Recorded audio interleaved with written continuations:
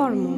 আমরা সকলেই ধর্মের বিষয়ে কথা বলি, কখনো নিজের ধর্মের বিষয়ে, কখনো অন্যের ধর্মের বিষয়ে, কখনো আমরা অধর্ম দেখলে সে বিষয়েও কথা বলি। অনেক রকমের আলোচনা হয়, কিন্তু এই ধর্ম, এই আলোচনা, সেটা আসলে কি? সেটা কি কেউ বোঝে? যদি আমি আপনার উত্তর দিই, এই উত্তরটা কিন্তু খুব সরল। ধর্ম হলো তাই যা মানুষকে অন্য মানুষের সাথে, সমস্ত বিশ্ব সংসারের সাথে আনন্দ সহকারে বাঁচতে শেখায়। সেজন্য আপনি যদি কখনো কোনো ধর্মীয় স্থানে যান, সেই ধর্মীয় স্থানে গিয়ে আপনার শান্তির অনুভূতি হয়, তাই না? কিন্তু দেখুন, ধর্মের জ্ঞান থাকলেই সেই মানুষ ধর্মের পথে চলতে পারবে এমন কোনো কথা নেই।